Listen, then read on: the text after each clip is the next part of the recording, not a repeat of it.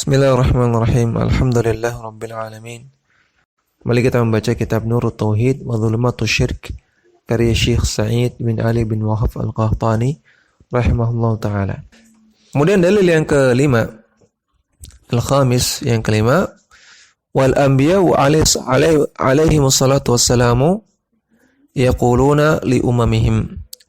Dan para nabi alaihi wassalatu wassalam mengatakan kepada umat mereka, kepada jamaah mereka, ya, para nabi, tidak hanya satu, namun semua nabi, mereka mengatakan perkataan yang sama yang direkam oleh Allah dalam Al-Quran. Apa itu? Ya qaumi ibudullaha ma lakum min ilahin ghairu. Wahai kaum, sembahlah Allah semata dan tidak ada sesembahan yang lain selain Allah. Tidak ada sesembahan yang hak selain Allah. Ya, dalam surat Al-A'raf ayat 59 dan juga ayat 65.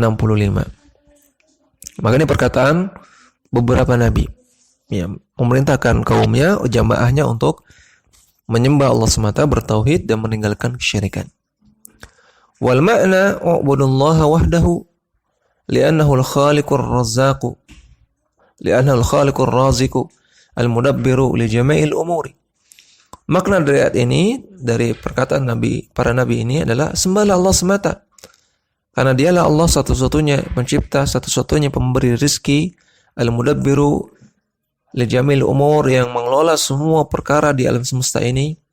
Wa ma siwahu makhlukun mudabbarun laisa lahu minal amri syai'.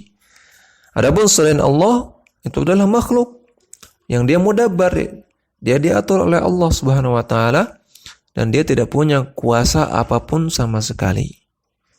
Ini beliau nukil dari kitab Taisir Al-Karim Ar-Rahman, Tafsir As-Sa'di.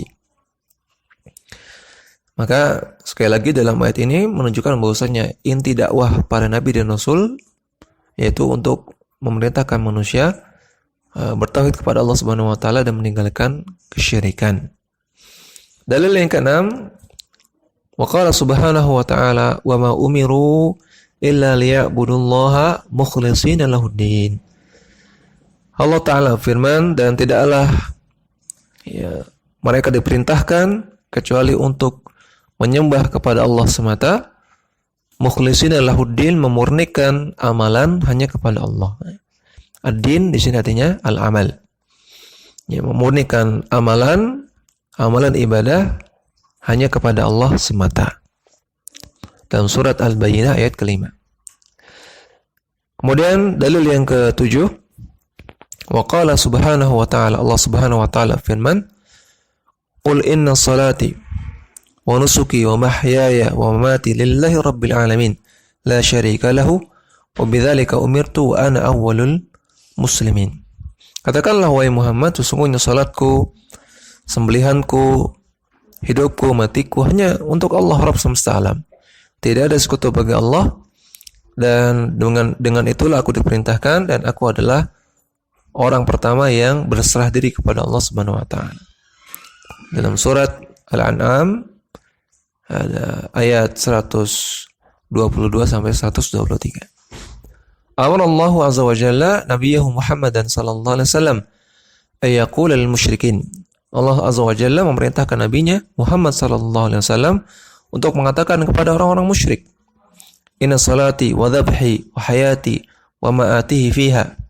Sesungguhnya salatku, sembelihanku, hidupku, dan apa-apa yang Allah berikan kepadaku dalam hidupku, wa ma yajrihillahu alayya, dan apa-apa yang Allah tetapkan kepadaku selama hidupku, wa ma yaqdiru alayya fil jami'i lillahi rabbil alamin, dan apa yang Allah takdirkan kepadaku dalam semua perkara itu lillahi rabbil alamin, hanya untuk Allah.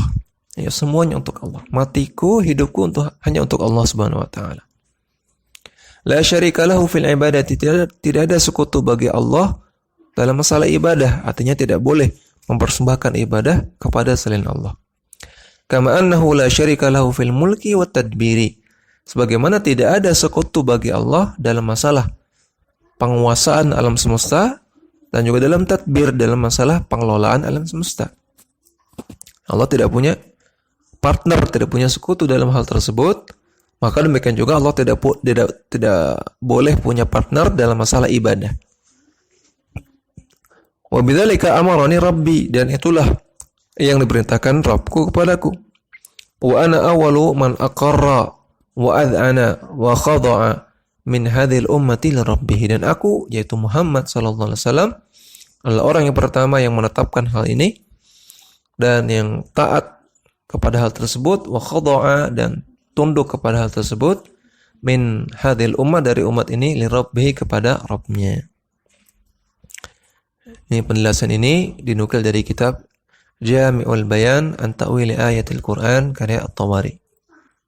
Al-Thamin, dalil yang ke-8, wa Mu'adz bin Jabal radhiyallahu anhu anna Nabiyya sallallahu alaihi wasallam qala lahu. Dari Mu'adz bin Jabal radhiyallahu anhu bahwasanya Nabi sallallahu alaihi wasallam bersabda kepada beliau, Ya Mu'adz, hal tadri ma haqqullahi ala ibadihi?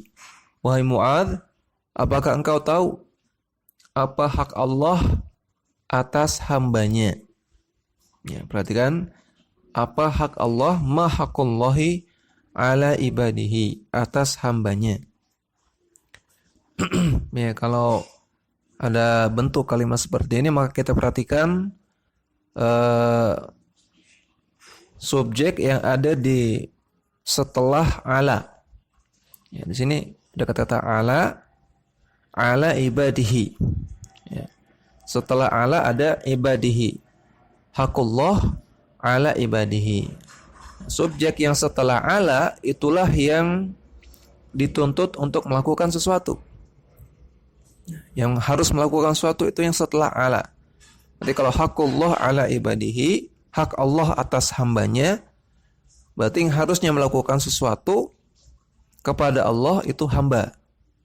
Ya, karena dia letaknya setelah ala. Ya, si hamba ini harus melakukan sesuatu kepada Allah, menunaikan hak Allah. Maka qala Mu'adz menjawab, ya, qultu Allah wa rasuluhu a'lam. Aku mengatakan Allah dan Rasulnya yang lebih tahu. Artinya Mu'adz tidak bisa menjawab pertanyaan Nabi sallallahu alaihi wasallam. Qala, maka Nabi bersabda, haqqullahi ala ibadihi ayya'buduhu wa la tusyriku bihi syai'an. Hak Allah atas hambanya berarti sesuatu yang harus dilakukan oleh hamba untuk menunaikan hak Allah adalah para hamba menyembah Allah semata dan tidak berbuat syirik kepada Allah sedikit pun. Thumma sara sa'atan, thumma qala. Kemudian mereka pun berdua berjalan satu waktu, berjalan sejenak. Thumma qala, kemudian Nabi bersabda, Ya Mu'adz, hal tadri ma haqqul ibadi 'ala Allahi idza fa'aluhu? Wahai Mu'adz, tahukah engkau apa hak hamba 'ala Allah, atas Allah? Berarti siapa yang harus melakukan sesuatu di sini? Allah. Karena setelah ala di sini Allah. Yang harus melakukan sesuatu, yang dituntut untuk melakukan sesuatu, Allah. Allah harus melakukan sesuatu kepada hambanya. Idza fa'aluhu, kalau mereka mau melakukan itu. Kalau mereka mau menunaikan hak Allah tadi yang pertama, yaitu bertauhid dan meninggalkan syirik. Menunaikan para hamba melakukan ini, menerapkan ini, maka mereka punya hak yang harus Allah tunaikan. Maka qultu Allah wa rasuluhu a'lam. Maka kata Mu'adz, Allah dan Rasulnya yang lebih tahu. Mu'adz kembali tidak bisa menjawab pertanyaan Nabi. Qala, Nabi bersabda, haqqul ibadi 'ala Allahi alla yu'adziba man la yusyriku bihi syai'an. Hak hamba atas Allah. Artinya yang harus Allah lakukan kepada para hambanya yang menunaikan hak-hak Allah tadi, bertauhid dan meninggalkan kesyirikan, ya, maka hak mereka adalah alla yu'adziba man la yusyriku bihi syai'a. Allah tidak mengadab orang yang tidak berbuat syirik sama sekali. Hadis muttafaqun alaih, hadis sahih riwayat Bukhari Muslim. Nah, maka orang yang tidak berbuat syirik sama sekali, artinya orang yang bertemu dengan Allah meninggal dalam keadaan tidak membawa dosa syirik, ya, baik dia tidak pernah berbuat syirik sama sekali ataupun pernah berbuat syirik kemudian bertaubat, Allah terima taubatnya sehingga dia meninggal dalam keadaan tidak membawa dosa syirik, maka dia punya hak yang akan Allah tunaikan kepada dia, yaitu pasti Allah tidak akan mengadab dia. Mulai kata penulis di sini, wa hadzal haditsu al-'azimu yubayyinu anna haqqallahi 'ala ibadihi aya'buduhu wahdahu la syarika lahu. Hadis yang agung ini menjelaskan bahwasanya hak Allah atas hamba adalah mereka menyembah Allah semata dan tidak berbuat syirik sama sekali kepada Allah. Bima syara'ahu lahum minal ibadat, dengan ibadah-ibadah yang Allah syariatkan kepada mereka. Wala yusyriku ma'ahu ghairahu. Dan di antara hak Allah yang lain adalah para hamba tidak berbuat syirik kepada Allah, ya, terhadap yang lain, ya. Wa anna haqqal ibadi 'ala Allahi 'azza wa jalla alla yu'adziba man la yusyriku bihi syai'an. Dan bahwasanya hak hamba atas Allah 'azza wa jalla adalah bahwasanya Allah tidak akan mengadab orang yang tidak membawa dosa syirik sama sekali. Wala syakka anna haqqal ibadi 'ala Allahi, dan tidak ragu lagi bahwasanya hak hamba atas Allah huwa ma wa'adahum bihi min tsawabi, dan tidak ragu lagi bahwasanya hak para hamba atas Allah yaitu apa yang Allah janjikan kepada mereka berupa pahala. Mereka berhak mendapatkan pahala atas kebaikan yang mereka lakukan. Fahaqqun dzalika wa wajaba bihukmi wa'dihi as-sidqa.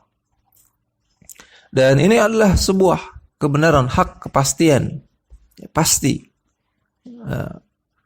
bahwasanya para hamba yang melakukan kebaikan akan mendapatkan pahala. Pasti bahwasanya para hamba yang tidak membawa dosa syirik sama sekali tidak akan Allah azab. Wa wajib, dan wajib bagi Allah bihukmi wa'dihi as-sidqa, karena Allah itu janjinya pasti jujur, pasti benar. Wa qauluhul haqqu, dan perkataan Allah pasti benar, pasti akan terjadi, pasti jujur. Alladzi la yajuzu alaihi al-kadhibu fil khabari, yang Allah itu la yajuzu alaihi al-kadhib, tidak mungkin Allah itu berbohong dalam mengabarkan sesuatu. Walal khalfu fil wa'di, dan Allah tidak mungkin menyelisihi janjinya. Fahuwa haqqun ja'alahu Allah subhanahu ala nafsihi, maka itu adalah sebuah kebenaran yang Allah jadikan atas dirinya sendiri.